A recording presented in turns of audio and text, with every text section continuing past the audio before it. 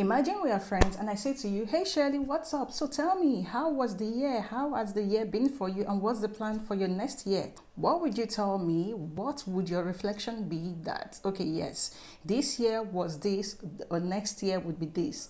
Now, when I have a friend asking me those kind of questions, I know that person is up to great start.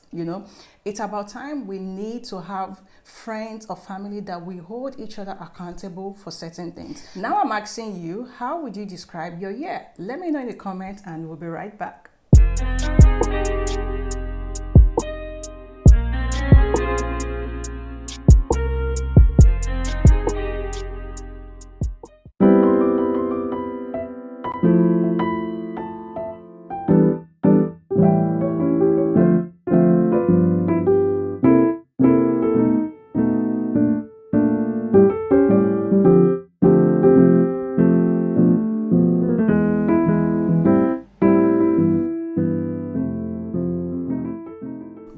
Hey everyone, welcome back. Today's video is of course with excitement because of the season. Definitely it is holiday period and we are always very much excited because we get to spend time with friends and family, and it's just a really fun, entertaining vibe around this period. But the thing is, there is a limbo to the coming year and we often forget ourselves coming to the new year, of course, with so much excitement, and then some weeks down the line we find ourselves in like, okay, what is going on exactly?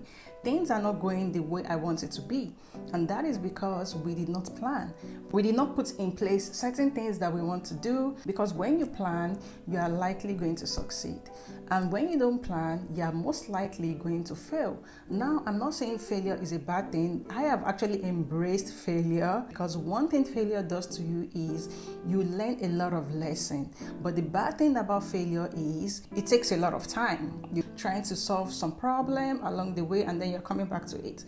If I were to describe my previous year, I would say it was nice, despite the fact that I made a lot of mistakes. I failed.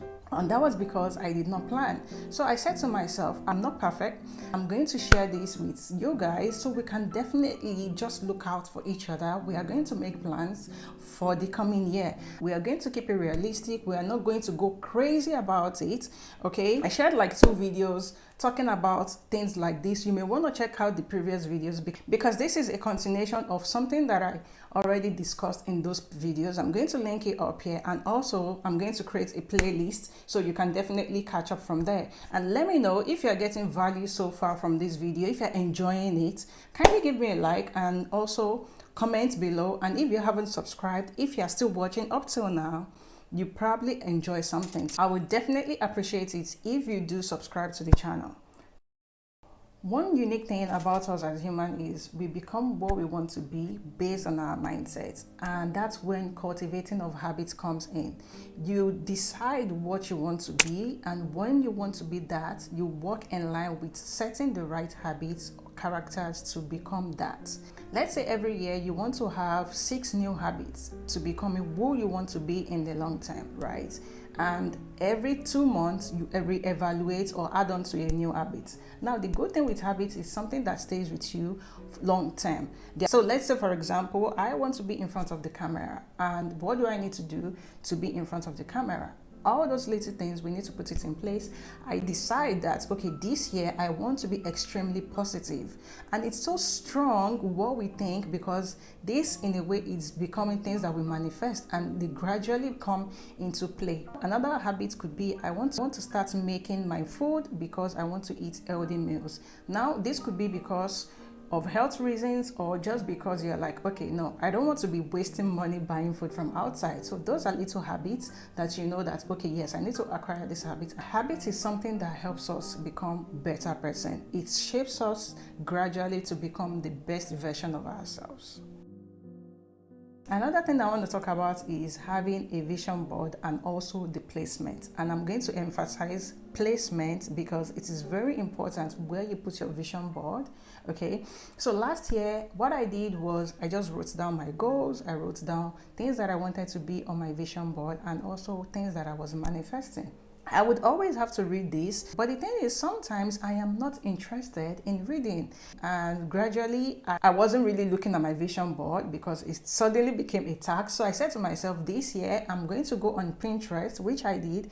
I went on Pinterest to go design myself things that I wanted that was suitable for what I want, again based on my theme that I mentioned in the previous video, and I designed it on Canva.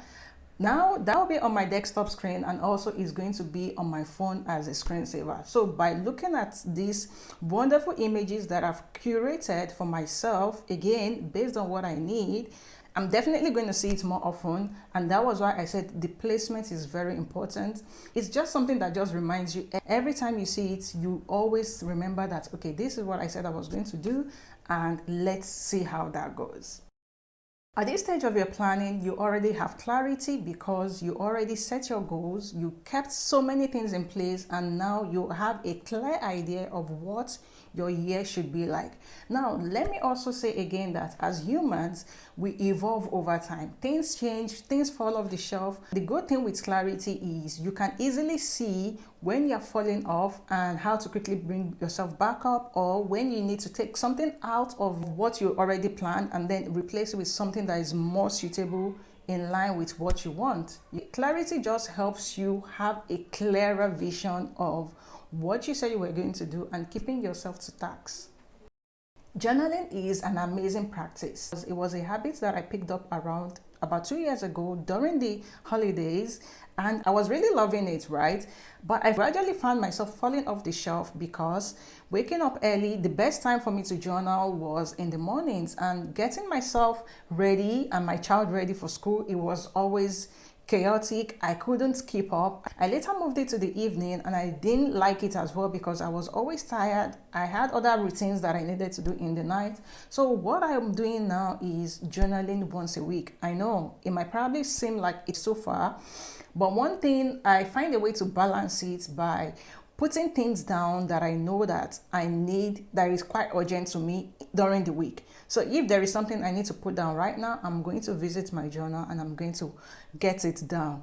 Even when my journal is not with me, I type it on my phone. Using the notes on our phone is good enough. And then from there, I just easily transfer it into proper writing. It's just a way to somehow reflect on the week, checking on myself and things like that.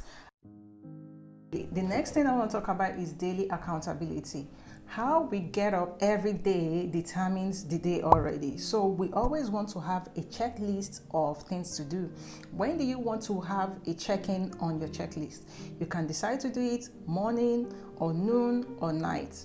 For me, I prefer to do by noon. I'm crossing out my checklist, things that I've done, things that I'm yet to do, and then the next one goes on in the night. And that is part of my night routine. So I check out things that I was able to finally get done during the day and things that I was not able to that will be going on to the next day.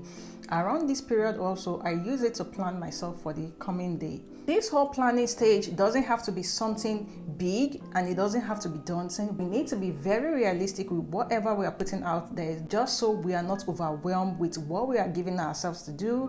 And that way you still find it as something that is somewhat enjoyable. We are going to be very kind to ourselves. We are going to be gentle enough as long as we are seeing progress with what we are doing. If anything is not working for you, it's probably the best time for you to go back to your drawing board and reevaluate everything from the beginning. I'm going to leave this as a playlist. You can definitely check it out. And when you're checking this out, come along with your notes because it's going to be an exercise. I'm also going to rewatch these videos and see things that I am probably not implementing, because sometimes when you're in front of the camera, things just comes out and you're like, oh, I didn't think about it this way. I didn't think about it that way. If you were able to enjoy this video, or if you made it this far, please don't forget to subscribe, give me a like, and I would definitely love to hear from you in the comments. And we look after each other around here. Therefore, I would love for you to be your sister's keeper and your brother's keeper by sharing this video to them, because they also need it. You are not the only one that wants to plan for the coming year. Everybody needs a way to level up. Okay, we need to elevate in the coming year, and I wish you guys all the best. From me to you, take care now. I'll see you on the next one. Bye.